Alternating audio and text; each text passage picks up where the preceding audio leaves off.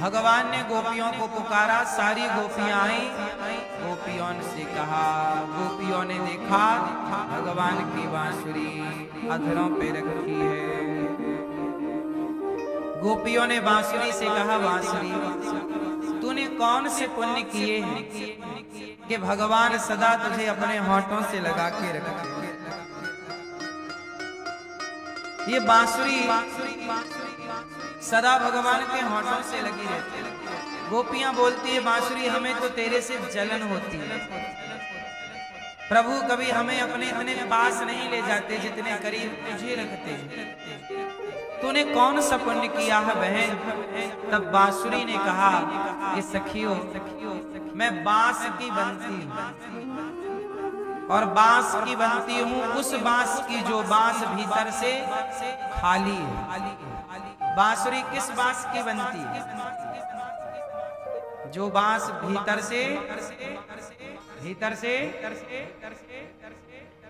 भगवान ने बांसुरी को होठों से क्यों सजाया है, होठों पे क्यों लगाया? भगवान कहते हैं जो भीतर से खाली है उसे मैं स्वीकार कर लेता हूं। इसलिए आप बांसुरी की तरह बनो, भीतर से बिल्कुल खाली हो जाओ। खाली मतलब छल कपट निंदा चुगली ईर्ष्या द्वेष निष्काम हो जाओ, भीतर से खाली हो जाओ। आजकल आदमी कहां से भरा है? भीतर से भरा। इसलिए भगवान स्वीकार नहीं कर पाती। और बांसुरी कहां से खाली है? अंदर से खाली है, स्वीकार कर लिया। अच्छा, बांसुरी बनती है बांस की। बांस में उसे काटा जाता है बांस को, फिर बांस के बांसुरी के आकार का काटा जाता है। और छेद करने के लिए क्या करते हैं? बांसुरी में छेद कैसे करते हैं?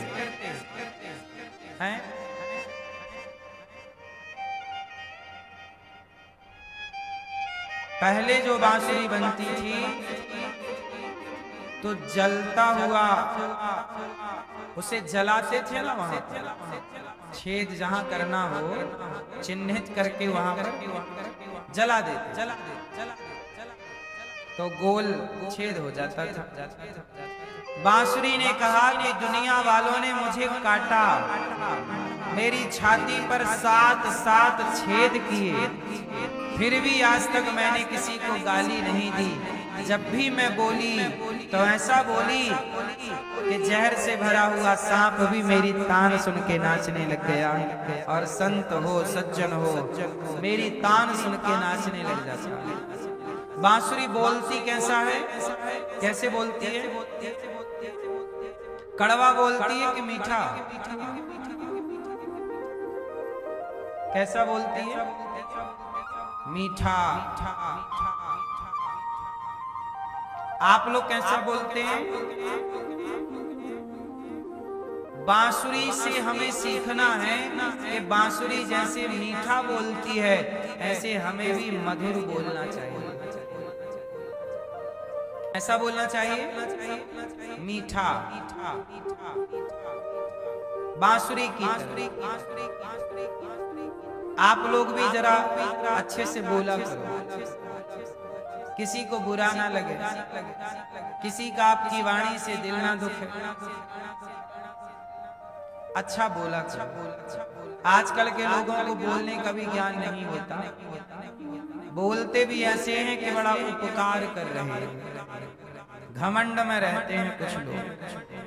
बिल्कुल सहज होना चाहिए, वाणी में सरलता हो, सहजता हो, वाणी में घमंड न टपकता हो, अभिमान न टपकता हो, अपमानजनक शब्द ना हो।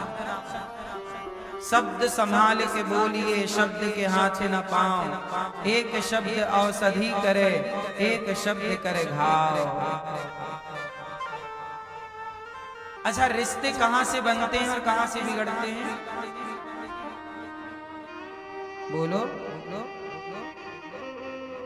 शब्दों में बड़ी जान होती है, इन्हीं से आरती अरदास और अजान होती है। कहते हैं अच्छे शब्द बोले गए तो रिश्ते बन जाते हैं और गलत शब्द बोले गए तो रिश्ते बिगड़ जाते हैं। शब्दों से ही रिश्ते बनते या बिगड़ते हैं। इसलिए कहता हूं कि जिह्वा पे चोट लग जाए तो सबसे पहला घाव जिह्वा का ही भरता है। शरीर में केवल जवान जिह्वा ऐसी है कि चोट यदि जिह्वा पे लग जाए तो सबसे जल्दी ठीक कहाँ का घाव होता है?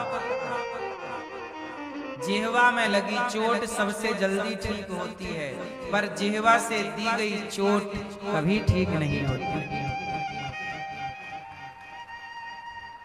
यदि आप जिह्वा से किसी को चोट देते हैं तो फिर वो कभी उसके घाव नहीं भरते। जिह्वा के घाव भर जाते हैं, पर जिह्वा से किए गए घाव, वाणी से किए गए घाव, इसलिए शब्दों को संभालिए और अच्छे शब्दों का चयन कीजिए। रिश्ते खराब ना हो, भाई से रिश्ता ना बिगड़े, परिवार से रिश्ता ना बिगड़े। आप इतना अच्छा बोलिए कि सब आपके बोलने से प्रभावित हो जाए, लेकिन आपको गुस्सा आता है और आप कुछ ऐसा बोल देते हैं कि बात बिगड़ जाती है। हाँ या ना? अच्छा एक बात बताओ,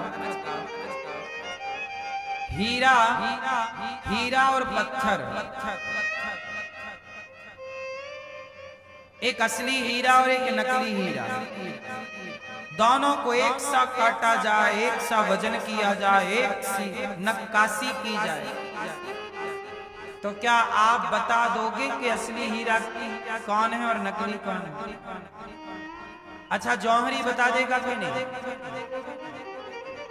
एक राजा था, उसके दरबार में एक आदमी आया, बोला महाराज एक हीरा असली है एक नकली है, आपके जौहरी बता देंगे तो हीरा मैं आपको दे दूंगा, और नहीं बताएंगे तो हीरे की कीमत जितनी है उतना धन आपको मुझे देना पड़ेगा।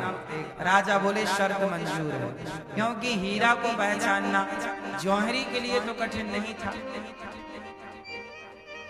हीरा रखा गया, दोनों इतने असली दिख रहे थे कि राजा के जौहरियों को पहचानना बड़ा कठिन है। किसे कह दें कि असली है और किसे कह दें कि नकली है। एक सी नक्काशी, एक सा सब कुछ। धीरे धीरे राजा के 7 जौहरी फेल हो गए, 7 जौहरी चले गए। राजा शर्त हार गए, पहचान ना पाए, वो कठिन था काम। इतना भी तो सरल नहीं है ना शर्त जीतना, चुनौती जीतना। राजा हार गए। तभी पीछे कोई बूढ़ा आदमी बैठा था, बोला महाराज एक मौका मुझे दे दो, मैं भी आपके बाप दादों के जमाने का जौहरी हूं,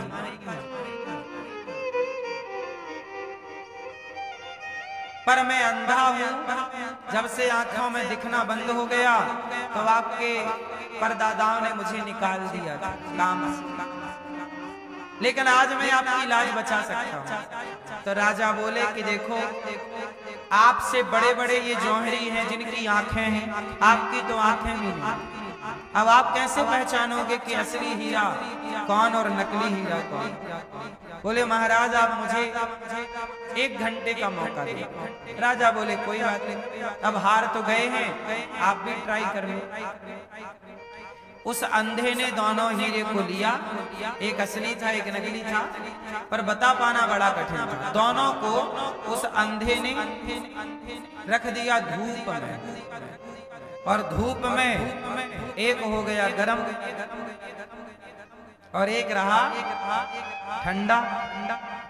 तो जो हो गया गरम, तो अंधे ने कहा कि साहब ये गरम हो गया, ये है नकली, और ये धूप में भी ठंडा है, ये रहा असली।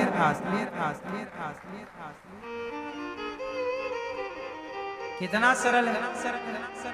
राजा बोले आपने कैसे पहचाना कि असली और ये नकली है? बोले जो गर्म हो जाए धूप में वो नकली, और जो धूप में भी गर्म ना हो वो हीरा है असली।